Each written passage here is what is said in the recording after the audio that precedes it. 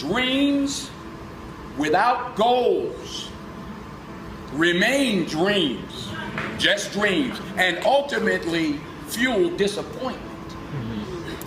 Dreams without goals, yearly goals, life goals, daily goals, monthly goals, hourly goals, minute by minute goals. Dreams without goals are just dreams, and they ultimately fuel disappointment. Goals on the road to achievement cannot be achieved without discipline and consistency. It's a gift. 40 years ago, March 27th, 1975, it was 40 years ago, just this past March, I was flunking out of college. I had a 1.7 grade point average. I hope none of you can relate. I had a 1.7 grade point average. I was sitting in my mother's beauty shop. They still call it beauty shops now? What they call it now? Yeah, I was sitting in the beauty parlor. I was sitting in my mother's beauty parlor, and I'm looking in the mirror, and I see behind me this woman under the dryer. And every time she looked up, every time I looked up, she was looking at me, just looking me in the eye. And I didn't know who she was, and I said, she said, somebody give me a pen, give me a pencil, I have a prophecy.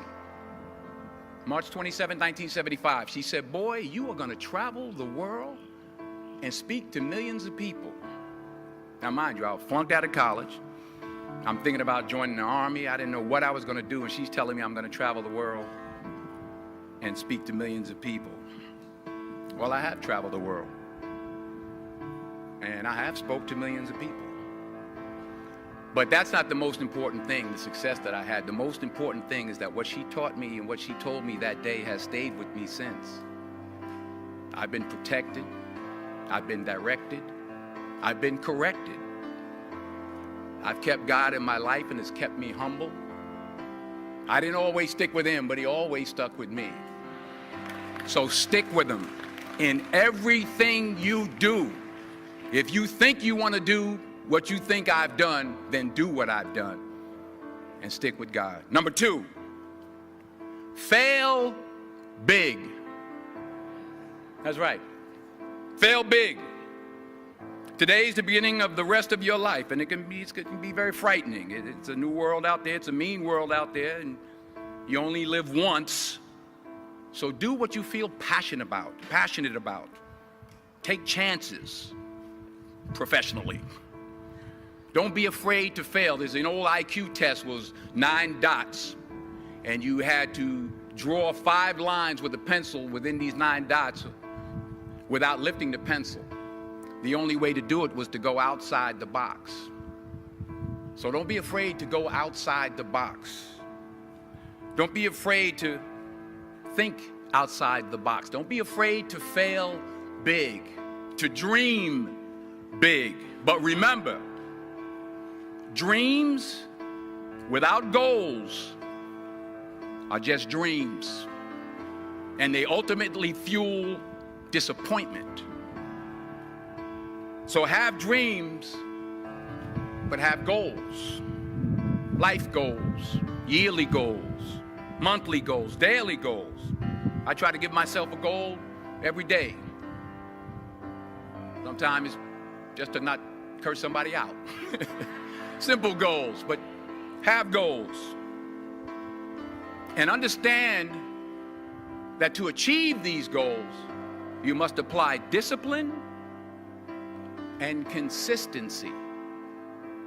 In order to achieve your goals, you must apply discipline, which you have already done, and consistency every day, not just on Tuesday and miss a few days.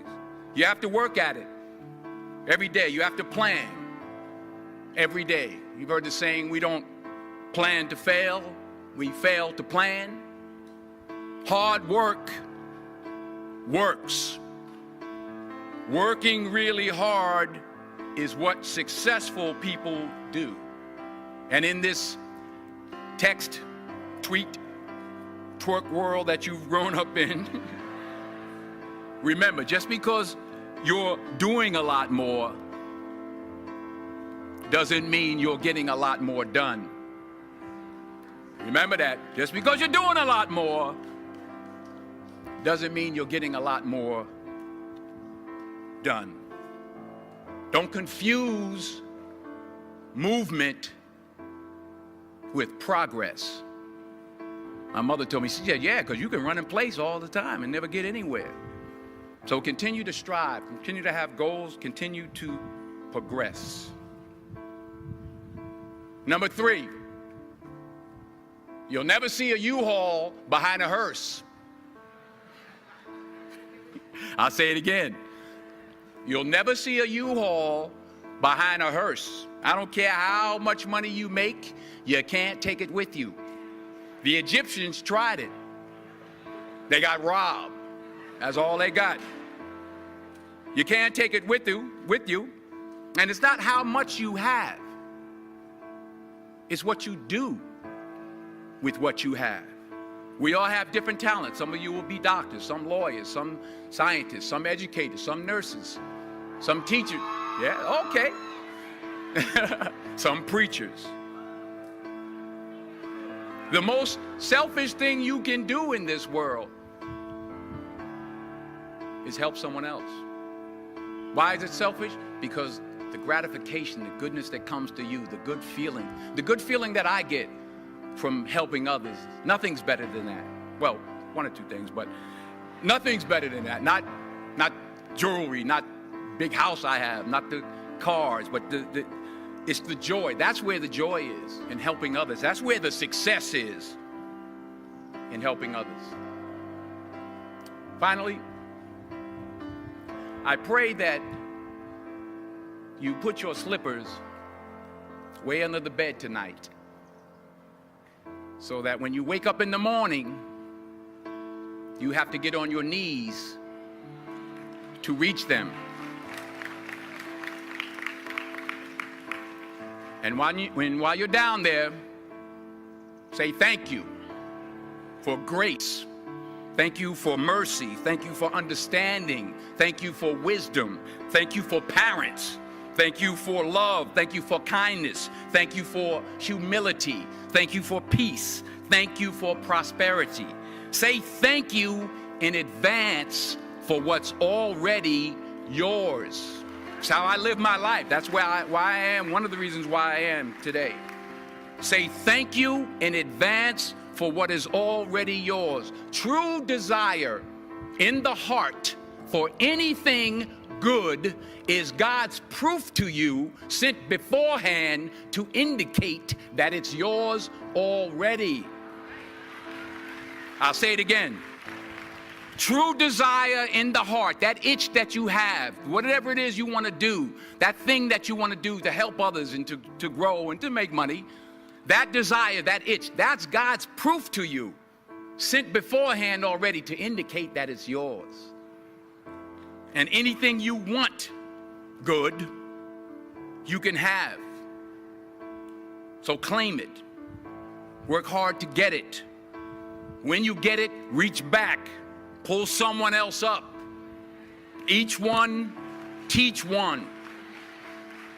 Don't just aspire to make a living. Aspire to make a difference. So I had to be here. I had to come. Even though I was afraid I might make a fool of myself. In fact, if you really want to know the truth, I had to come exactly because I might make a fool of myself. Now, what am I talking about? Here it is. I found that nothing in life is worthwhile unless you take risks. Nothing. Nelson Mandela said, "There is no passion to be found playing small and settling for a life that's less than the one you're capable of living." Now, I'm sure in your experiences in school and applying to college and picking your major and deciding what you want to do with life, I'm sure people have told you to make sure you have something to fall back on. Make sure you got something to fall back on, honey. But I never understood that concept, having something to fall back on. If I'm going to fall, I don't want to fall back on anything except my faith. I want to fall forward. I figure at least this way I'll see what I'm going to hit. Fall forward. This is what I mean. Reggie Jackson struck out 2,600 times in his career, the most in the history of baseball. But you don't hear about the strikeouts. People remember the home runs. Fall forward. Thomas Edison conducted 1,000 failed experiments. Did you know that? I didn't know that. Because the 1,001st was the light bulb. Fall forward. Every failed experiment is one step closer to success. You've got to take risks, and I'm sure you've probably heard that before, but I want to talk to you about why that's so important. I got 3 reasons, and then you can pick up your iPhones. First, you will fail at some point in your life. Accept it. You will lose. You will embarrass yourself. You will suck at something. There's no doubt about it. And I know that's probably not a traditional message for a graduation ceremony, but hey, I'm telling you, embrace it, because it's inevitable. And I should know. In the acting business, you fail all the time. Early on in my career, I auditioned for a part in a Broadway musical. Perfect role for me, I thought, except for the fact that I can't sing. So I'm in the wings, I'm about to go on stage, but the guy in front of me, he's singing like Pavarotti. He's just, and he's just going on and on and on, and I'm just shrinking. I'm getting smaller and smaller.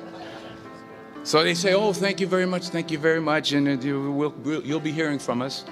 So I come out with my little sheet music, and it was Just My Imagination by the Temptations. That's what I came up with. So I hand it to the accompanist, and she looks at it and looks at me and looks out at the director and was like, all right. So I start, I'm going to sing. I'm like, it's just my imagination once again, and then coming away with me. And I'm not saying anything, so I'm thinking I'm getting better. So I start getting into it. It was just my imagination. Running. They say, oh, yeah, thank you very much, Mr. Washington. Thank you. So I assumed I didn't get the job. But the next part of the audition, he called me back. The next part of the audition is the acting part of the audition. So I'm like, hey, okay, maybe I can't sing, but I know I can act. So they pair me with this guy, and again, I didn't know about musical theater. And musical theater is big, so they can reach everyone all the way in the back of the stadium. And I'm more from a realistic, naturalistic kind of acting where you actually talk to the person next to you. So I don't know what my line was. My line was, well, hand me the cup. And his line was, well, I will hand you the cup, my dear. The cup will be there to be handed to you. I said, oh, okay. Well, should I give you the cup back? Oh, yes, you should give it back to me, because you know that is my cup and it should be given back to me. I didn't get the job. But here's the thing. I didn't quit. I didn't fall back. I walked out of there to prepare for the next audition, and the next audition, and the next audition. I prayed. I prayed, and I prayed. But I continued to fail, and fail, and fail. But it didn't matter, because you know what? There's an old saying, you hang around the barbershop long enough, sooner or later you're going to get a haircut. So you will catch a break, and I did catch a break. Last year, I did a play called Fences on Broadway. Someone talked about it. Won the Tony Award. And I didn't have to sing, by the way. But here's the kicker. It was at the Court Theater. It was at the same theater that I failed that first audition 30 years prior. The point is, and I'll pick up the pace, The point is, every graduate here today has the training and the talent to succeed. But do you have the guts to fail? Here's my second point about failure. If you don't fail, you're not even trying. I'll say it again. If you don't fail, you're not even trying. My wife told me this great expression. To get something you never had, you have to do something you never did. Les Brown's a motivational speaker. He made an analogy about this. He says, imagine you're on your deathbed, and standing around your deathbed are the ghosts representing your unfulfilled potential. The ghost of the ideas you never acted on. The ghost of the talents you didn't use. And they're standing around your bed, angry, disappointed, and upset. They say, we came to you because you could have brought us to life, they say. And now we have to go to the grave together. So I ask you today, how many ghosts are going to be around your bed when your time comes? You've invested a lot in your education, and people have invested in you. And let me tell you, the world needs your talents, man, does it ever. I just got back from Africa like 2 days ago, so if I'm rambling on, it's because I'm jet lagged. I just got back from South Africa. It's a beautiful country, but there are places there with terrible poverty that need help. And Africa is just the tip of the iceberg. The Middle East needs your help. Japan needs your help. Alabama needs your help. Tennessee needs your help. Louisiana needs your help. Philadelphia needs your help. The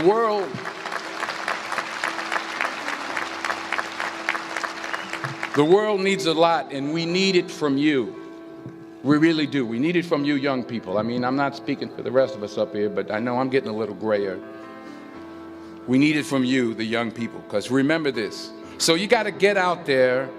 You got to give it everything you got, whether it's your time, your talent, your prayers, or your treasures. Because remember this.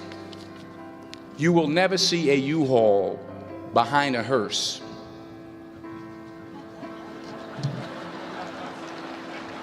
I'll say it again.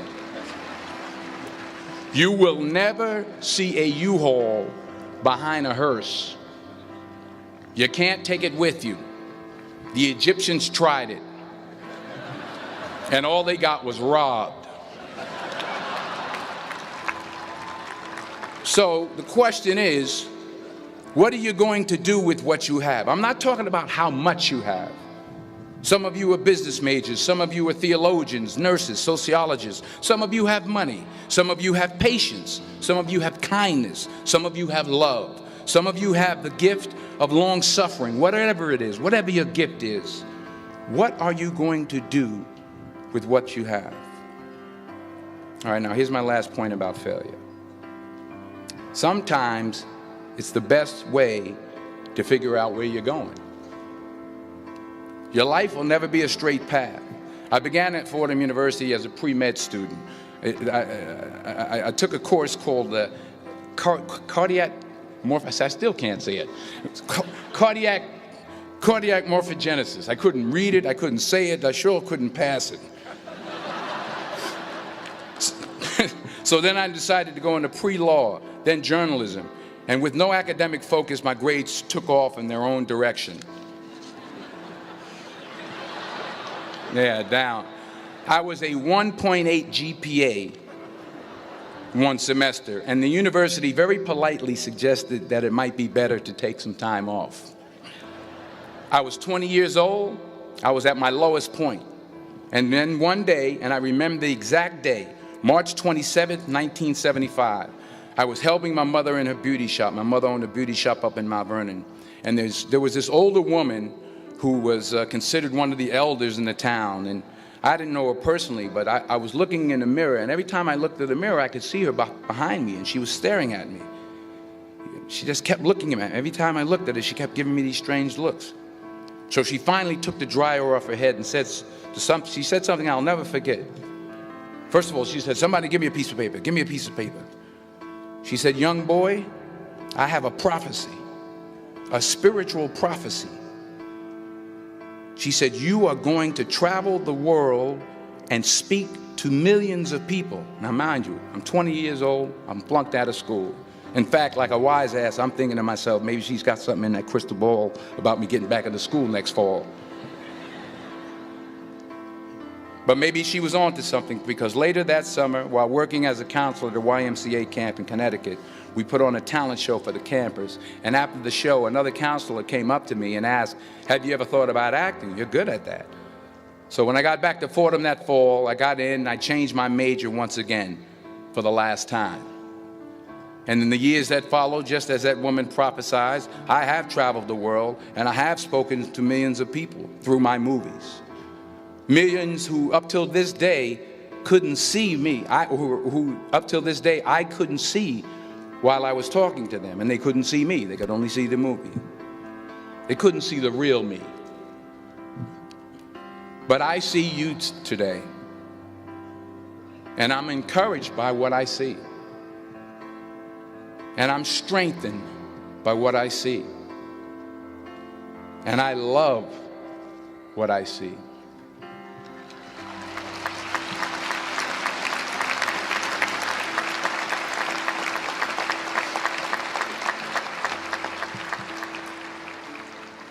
One more page, and I'll shut up. Let me conclude with this one final point, and actually the president kind of brought it up. It has to do with the movie Philadelphia. She stole my material. Many years ago, I did this movie called Philadelphia. We filmed some of the scenes right here on campus. Philadelphia came out in 1993. Most of you were probably still in diapers.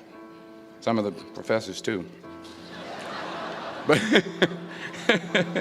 that cracked me up. But it was a good movie. Rent it on, Netflix. It's a good movie. Rent it. I get 23 cents every time you rent it. Please, rent it. True. Parents up there, rent it. Netflix, please. Tell your friends, too. It's about a man played by Tom Hanks who's fired from his law firm because he has AIDS. He wants to sue the firm, but no one's willing to represent him until a homophobic ambulance chaser lawyer, played by yours truly, takes on the case. In a way, if you watch the movie, you'll see everything I'm talking about today. You'll see what I mean about taking risk or being willing to fail. Because taking risk is not just about going for a job. It's also about knowing what you know and what you don't know. It's about being open to people and to ideas. In the course of the film, the character I play begins to take small steps, small risks. He very, very, very slowly begins to overcome his fears. And I feel ultimately his heart becomes flooded with love. And I can't think of a better message as we send you off today. To not only take risks, but to be open to life, to accept new views, and to be open to new opinions, to be willing to speak at a commencement at one of the best universities in the country, even though you're scared stiff. While it may be frightening, it will also be rewarding. Because the chances you take, the people you meet, the people you love, the faith that you have, that's what's going to define you. So members of the class of 2011, this is your mission. When you leave the friendly confines of Philly, never be discouraged. Never hold back. Give everything you got. And when you fall throughout life, and remember this, fall forward.